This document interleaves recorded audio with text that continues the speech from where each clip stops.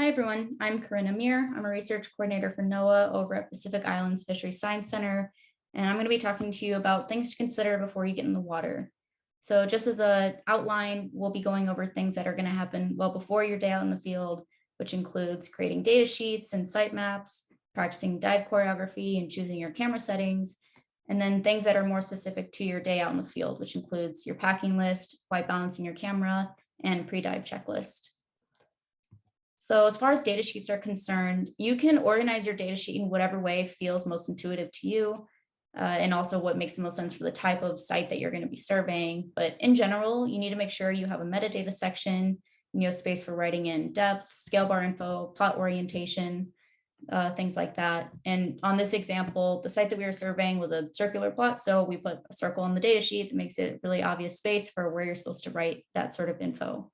And also leave a lot of blank space on the data sheet for writing any sort of notes, or if you want to draw obvious benthic features that are just outside the plot, that will help in finding that site in the future. And it can also be really helpful to have a checklist for any sort of mental checks before or after collecting imagery, so you're not accidentally forgetting anything while you're out there diving. For sitemaps, these are really helpful for finding fixed sites and ensuring that the same region gets surveyed if the site has already been surveyed before. Obviously, this is not a requirement to have a sitemap if you're going to a site that does not have imagery, or it's not a site that you're going to be repeat surveying. This doesn't really pertain to those sort of situations. And orthomosaics provide adequate sitemaps. It doesn't have to be the most beautiful orthomosaic or most geometrically accurate. It just has to be something that you can easily see any sort of distinct reef features. So in this example, for instance, there's a large Parietes roost colony that we outlined in red, so that contrasts well against the blue orthomosaic. And then we also added in these squares that outline any sort of settlement tiles that we have out there. And in general, a helpful sitemap should include a site name, site orientation, which included at the bottom left, and notation of discernible reef features. It's also really important to practice on land as well, so everyone feels very comfortable and knows what their role and responsibility is once they're actually underwater. So if you're going to have 2 divers out in the water, 3 divers out in the water, make sure all those people can get together and know exactly what's expected of them. So let's say, for instance, in this example, there's only 2 divers. Diver A collected metadata, and now they're holding the spiral drum, and then diver B put out scale bars, and now they're going to collect imagery. You want those people to know exactly that that's what their roles are. And then also what's important is that those people know what sort of hand signals they might be using while they're collecting imagery. So let's say, for instance, that the person holding the spiral drum wants to tell the person holding the camera, hey, you're diving a little bit too close to the reef, you should probably move up a little bit higher. Well, if they haven't both already agreed on the fact that using a thumbs up signal is going to mean go swim up a little bit higher, you don't want that person holding the camera to think that, oh, my dive buddy wants to scrap the dive and go back up to the surface. So make sure you're all in agreement as to any sort of specific hand signals you might use. And also, it's nice to get a feel for how the plot is and where any sort of scale bars or other markers are going to be placed as well. It's also nice to practice using a GPS or other potentially finicky gear you might have, whatever you would define as being finicky. It's nice to get practice with those when you're dry and in air conditioning, rather than covered in salt water and getting rushed into the water. And also get familiar with operating the camera while it's in its underwater housing. And also, if you're going to be wearing thick gloves, for instance, practice using those gloves and in the housing. Sometimes those buttons can be a little bit difficult to press, so you want to feel comfortable doing all of that. And also definitely practice things like white balancing as well, which I'll get into a little bit further in this presentation. As far as camera settings are concerned, your choice of what camera settings you can actually alter is going to be dependent on the camera that you have available to you. But in general, you want to start by determining any parameters that you require, such as a greater depth of field, or you specifically want a varying ISO, and then choose a camera mode to use based on those parameters and your camera's available features.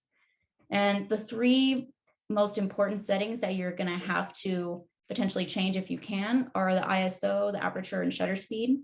These 3 together create something that's called the exposure triangle. So generally speaking, these are the 3 things that are going to impact how bright or dark your image is. And just to make sure that we're all on the same page of what these particular settings are, ISO is what controls light sensitivity. So if you have a really high ISO, you don't need as much light because that camera is going to be very sensitive to the light that's getting input. But then at the same time, the higher your ISO, the more grainy your image can be. And aperture controls the depth of field by constraining the amount of light that can actually go through that lens. So let's say you use an aperture of 1.4, you're going to have a lot of light that's hitting that lens, which is nice if you're somewhere dimly lit, but then at the same time, you're not going to have much depth of field, which is something that we need for collecting our imagery. And shutter speed is exactly what it sounds like. It's the speed at which the shutter is closing when you take an image. And the faster your shutter speed, the more crisp your image is going to be. But then also you're going to need more light if you choose a higher shutter speed because there's not as much time for that light to actually hit the lens. And these three things together, one is going to impact the other and vice versa. So let's say, for instance, you really want a high shutter speed. If that's the case, you might also need to increase your ISO more as well, so you don't get an image that's too dark because you wanted that higher shutter speed. So these are all just things to consider when you're actually choosing your settings. And I don't want to be too prescriptive as far as what your exact aperture, shutter speed, all that should be. But in general, we've found that an aperture of f8 or greater is really helpful. Having a shutter speed of 1/320 seconds is good. ISO of less than 3200. And you also want to be more on the underexposed side. So an exposure compensation of 0 to -1/3 is generally what we found to be good parameters for getting good SFM imagery. With your camera, you also might have a choice between the type of lenses that you will want to use. And we found that using an ultra wide angle lens, like an 18mm, is really great, but you could also go down to something more standard, like a 55mm as well.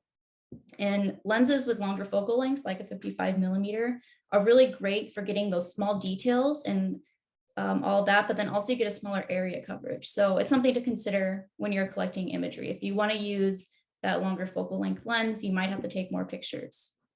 And if you end up choosing a zoom lens, like in this picture, for instance, tape your lens to the desired focal length to avoid accidentally changing it before it goes in its housing. I'm not going to go over every single thing on this slide. Generally, like depending on the camera you have a lot of different settings to pick and choose from. But in general, the two most important on this page are going to be your image quality. So for instance, are you going to shoot in RAW or are you going to shoot in JPEG? If you decide to shoot in RAW, that's going to be an image that's not compressed at all. So it's going to be a really great image, but it'll also need more storage space. And then also with drive mode, that's a really important choice as well. So are you going to do a continuous shooting where you hold down that trigger and you're going to keep getting images? Single shooting, I would definitely not recommend. I don't think anyone wants to be diving and press that button, 1,000 times just to collect their imagery. And then you can also choose self-timer as well. So these are some things just to think about when you're coming up with your settings. Just a quick note on SD cards. In general, use the largest SD card that you can for your camera. The last thing you want to do is to be opening up your camera and switching out SD cards during your dive day, or you're out collecting imagery and then you run out of space in the middle of a dive. And you can check your camera manual for the optimal SD card specifications. And obviously, if you're shooting in RAW versus JPEG, that might impact your SD card choice. You'd need a bigger SD card for if you're shooting imagery in RAW, for instance.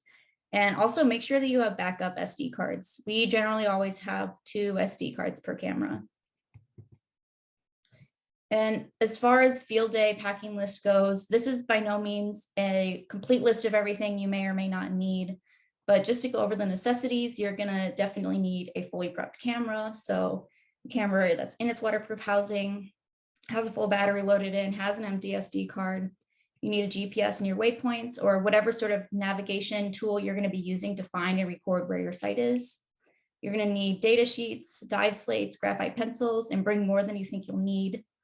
You're going to need a depth gauge as well, which can be something as simple as just the dive computer you already have on you if you're going to be diving. And you also need scale bars, or if you want to use a transect tape to get scale, just something to collect scale on your site. And if those scale bars can have added soft patterns, that's incredibly helpful as well. I know I mentioned white balancing a little bit earlier. So just to reiterate, white balancing is something you should absolutely be practicing beforehand and is really important to do, especially if you're shooting in JPEG. You can obviously post-process those images, but it's really a pain in the butt to do so. And you will thank yourself if you just white balance before you start collecting imagery. And when you're doing that white balancing, you're going to be doing it at depth so you can get the right lighting, but definitely practice this above water even before you get in the water, and practice this the days before as well. You want this to be as muscle memory as possible.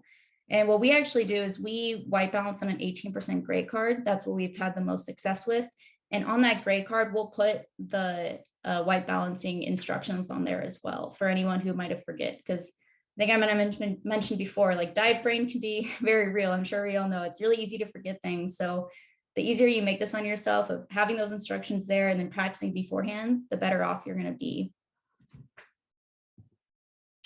As far as the pre-dive checklist is concerned, I'm just going to go over the camera in particular because, you know, if you forget a scale bar or something like that that you might have multiples of, that's okay. You can just you can usually make do without that. But if you don't have a camera that works, you really can't collect any sort of data at all. Even if you get that metadata, you're not going to have the imagery associated with it. So camera is the most important thing, at least in my opinion, that you need to make sure is set and ready to go. So you need to make sure you have a charged camera battery. It's been put in the camera. You have a formatted empty SD card. You've checked the O-ring of the housing. So make sure there's no hair or lint that's stuck in there. Make sure if you need some more silicone grease, you've added that. Also ensure that all the clips and ports are sealed, and depending on the type of housing you're using, vacuum seal that housing, check your camera settings, and then most importantly, take a test photo, because this will tell you multiple things. It'll tell you if you actually did put in a charged battery and an SD card, and it'll tell you if you actually took the lens cap off your camera, which you'd be surprised how often that happens, that you put a camera in the housing and you forget the lens cap.